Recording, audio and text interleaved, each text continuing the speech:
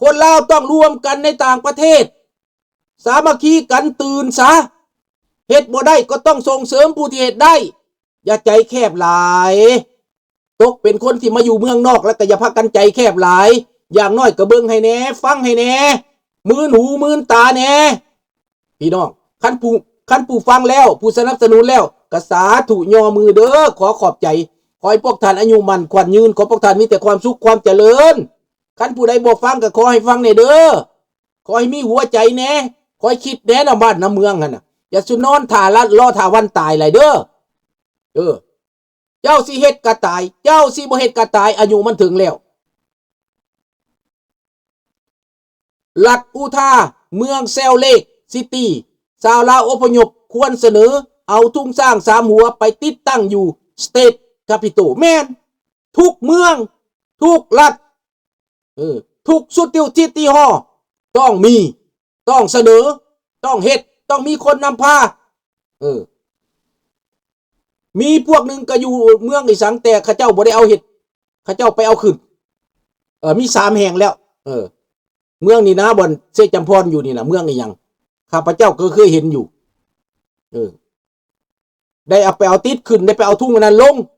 อยู่แคลิฟอร์เนียก็มีบางร้านค้าท่านวิรบุญเอาไปเอาลงไปเอาขึ้นแต่ว่ายังบ่พอสำนั้นต้องไปหาผู้แทนเซเนตเขาให้เขายอมรับให้เขายกขึ้นในสภาให้เขาเอาเป็นกฎหมายพี่น้องอันนี้สำคัญเด้อให้เขาเอาเป็นกฎหมายอเมริกาเขามี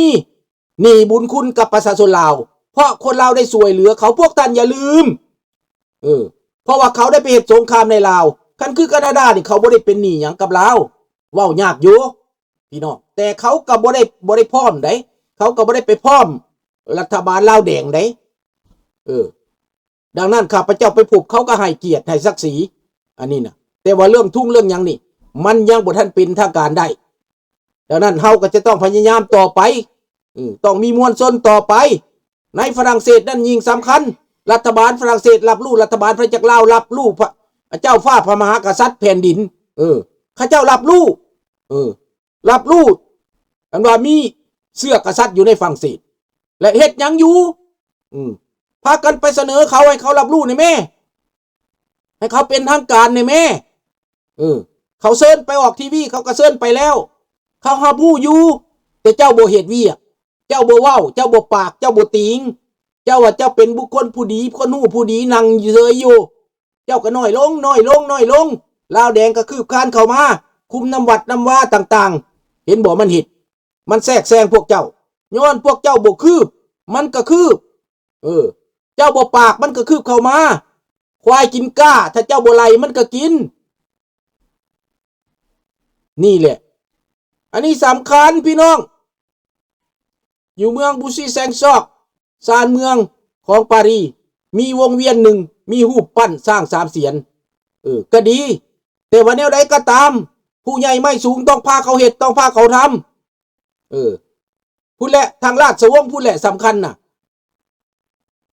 คนลาวในเมืองฝรั่งน่ะต้องมีอันนี้บ่แม่นให้ไปเอากาเดือนขึ้นมา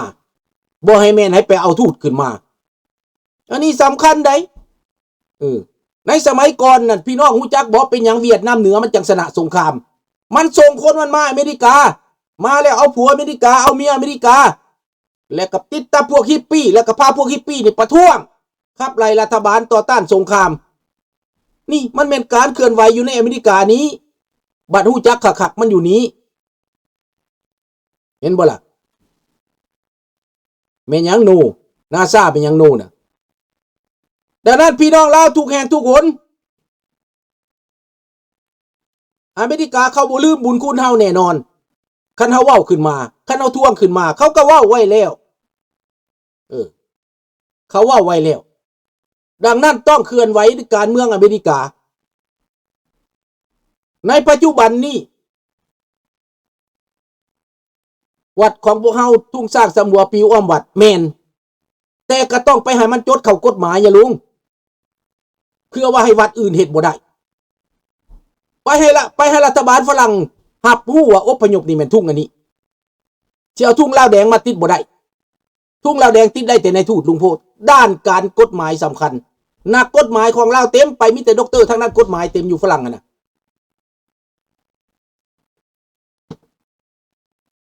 อันนี้สำคัญเด้และอำนาจบารมีก็มีกว่ามีเป็นเสื้อเจ้าเสื้อจอมแห่งมีบารมีกว่าเฮ็ดได้เบิดอันนี้นะในฝรั่งเศส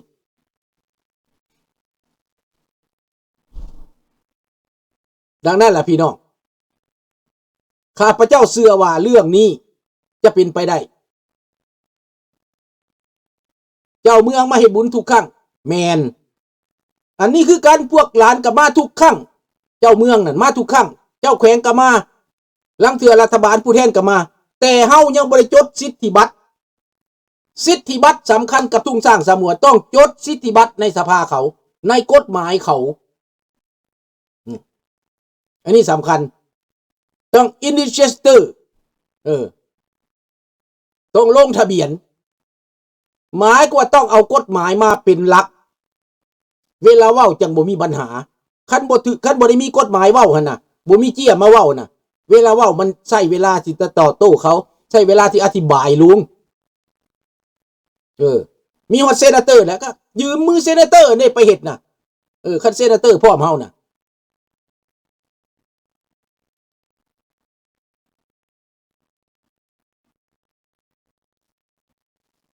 ดังนั้นพี่น้องในตอนนี้เป็นแบบนี้แหละแต่ว่าสำหรับอเมริกากับจีนนั้นประเสริฐหน้ากันด้านหลายด้านแล้วฟังประกาศมื้อนี้อาจจะเป็นไปตามคือเฮาเว้าเท่าใดอาจจะเป็นไปตามรัฐบาลจีนออกมาประกาศจะเฮ็ดสงครามทูตจีนประจำอเมริกาบอกว่าพร้อมจะเฮ็ดสงครามการค้าและการทหารกับสหรัฐอเมริกาถ้าอเมริกายังเฮ็ดแบบนี้อเมริกาก็ออกมาตอบโต้หมอพีทรัฐมนตรีป้องกันประเทศออกมาตอบโต้ว่าถ้าจีนพร้อมจะเฮ็ดสงครามพวกเขาก็พร้อมจะเฮ็ดสงครามอันนี้เป็นเรื่องที่เขาจะต้องใกล้ชิดที่สุดแต่ว่ามื้อนี้เป็นข่าวดีสำหรับเซเลนสกี้ไปประชุมอยู่สภายุโรปยิ้มแป้นยิ้มแป้นเซเลนสกี้ยิ้มแป้นแสดงว่ามีข่าวดีประเทศนอร์เวย์มีเงินหลายมหาศาลหลายพันล้านเป็นประเทศมั่งคั่งอูฟู่จะออกเงินก่อนบ่ให้รัฐบาลประเทศอื่นฮ้อนเงินสำหรับสร้างเรื่องนี้นั้นประเทศนอร์เวย์ออกก่อนบ่นอร์เวย์นี่แหละคือสิแม่นนอร์เวย์นี่แหละข้าพเจ้าฟังมาเมื่อกี้น่ะประเทศนอร์เวย์ออกก่อนเงินน่ะบ่ต้องห่วงขอแต่ว่าให้มีความมั่นคงขอแต่ให้ต่อสู้ขอแต่ให้พร้อมกันออกเงินสำหรับเฮ็ดอาวุธจัดโรงงานผลิตอาวุธให้ยุโรปนอร์เวย์ก็เป็นประเทศสำคัญที่ผลิตอาวุธเก่งดังนั้นขายอาวุธได้หลายนอร์เวย์จึงรับประกันว่าค่อยจะเอาเงินกองทุนออกก่อนนี่เฮาก็คิดว่ามันสิเป็นแนวนั้นบีบุญเฮาต้องการว่าลาวเฮานี่มันสิอยู่ได้บ่บักลาวแดงนี่คันอเมริกาเฮ็ดศึกกับจีนนั่นน่ะมันอยู่ได้บ่เฮาต้องการจังซั่นดอกลูกลาวลาวเฮาเตรียมเอาไว้เตรียมใจเอาไว้มันอยู่บ่ได้ดอกขี้แตกโลดพวกนี้ขี้แตกโลดพี่น้องอันทหาร 2-3 ตัวสิมาสู้กับเขาขี้แตกพวกนี้นะ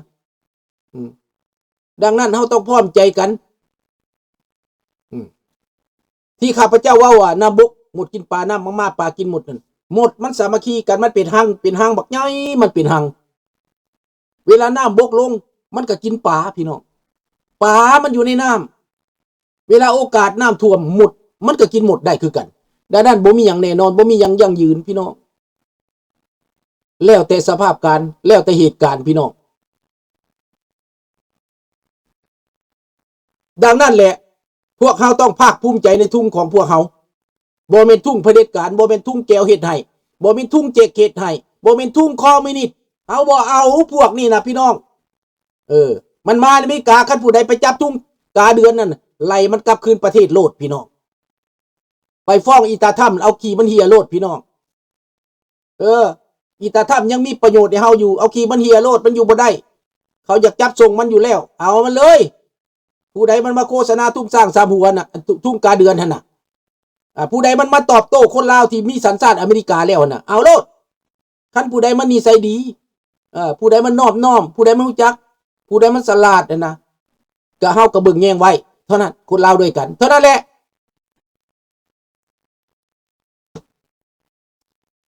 ต้องรู้จักแยกมิตรแยกศัตรู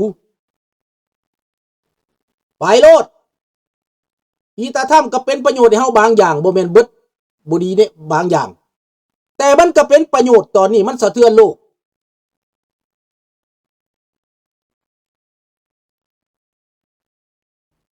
เพื่อนซานบ้านนอกบ่มีเลยเด้อกาเกี่ยวนั่นปลดทิ่มสู้เอ้ยอย่าสิเอามันไว้กาเกี่ยวนั่นปลดทิ่มจูดทิ่ม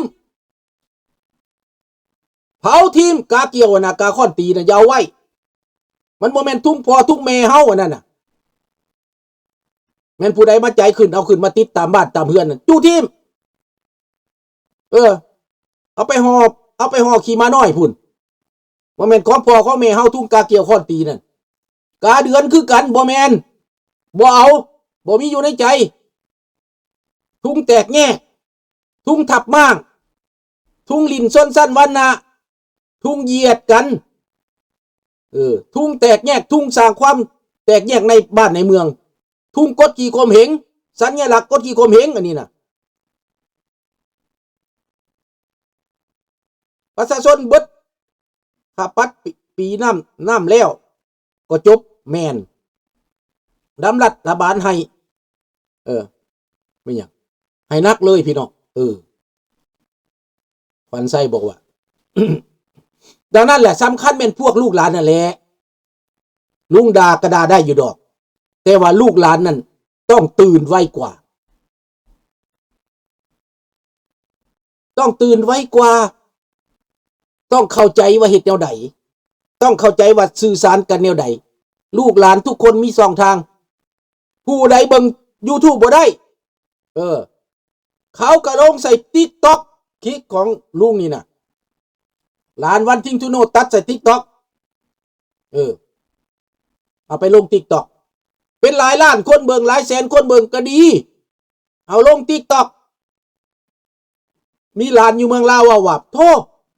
มันดังไปเบิดบ้านเบิดเมืองดำไปทุกหอมหญ้าว่าสั่นลุงเอ้ยว่าสั่นเขารู้ว่าพอลุงนี่ด่าคักแท้ว่าสั่นหลานลูกหลานเมืองลาวเว้าให้ฟังเขาก็บ่เห็นเนาะเขาฟังจังใดอยู่ฟังจังใดเขาเบิ่งจังใดข้าน้อยตื่นแล้วแต่ฮู้ว่าผู้อื่นสิตื่นละบ่เขาก็บอกกันไปผู้ใดเฮารู้จักผู้ใดเฮามั่นใจผู้ใดเฮาเชื่อจะก็บอกต่อกันไปมันนักเป็นไปเองดอกสุบสิบสังคมไปตามนั่นแหละเนอะเอาเป็นอย่างสั้นเขาเว้ากันเนาะให้พี่น้องร่วมใจกันสามัคคีกันเป็นหนึ่งเดียวกันให้ฮักแพงกันเฮาจังสิอยู่รอดร่วมมือกันอยู่นี่แหละข่าวใดก็สิอยู่นี่แหละคันเพิ่นต้องการเฮากับเพิ่นก็ต้องการอยู่นี่แหละเฮามาร่วมกันอยู่นี้มีข่าวก็จะมาบอกกันอยู่นี้พระเจ้าฟ้าพระมหากษัตริย์รัฐบาลอเมริการัฐบาลแคนาดาคันเพิ่นต้องการเฮายามใดพวกเฮาก็ไปนี่เท่านั้นเฮาบ่ต้องคิดอย่างอื่นสักส่วนกันมาโฮมกันมาสถานีอื่นมีบ่มีแต่ว่ามันบ่ได้มีตัวตั้งตัวติงนะพี่น้องมีดังนั้นพวกเฮานี่ต้องเป็นตัวตั้งตัวติงต้องเป็นตัวแท้นั่นแหละแล้วก็เว้ากันได้เขียนกันได้ลูกหลานฮู้สึกจังใดเฮาก็ฟังได้เห็นบอกคือหลานมาเขียนเข้ามานี่เฮาอ่านจิตใจกันได้เฮาเข้าใจกันทุกมื้อถ้าจีนแดงประกาศสงครามกับอเมริกาง่ายยิงจรวด 3,000 ไมล์ถล่มเขื่อนไฟฟ้า3ขาตาย100 ล้านคนมันจริงยอมจิกแดงมันอูหังมันนักสิเกิดเบิดแล้วท่านผมมาคันเจกมันบ่ถอยจากการลุกลานหมู่นี่นะ การค้าขายนั่นเขาบ่ได้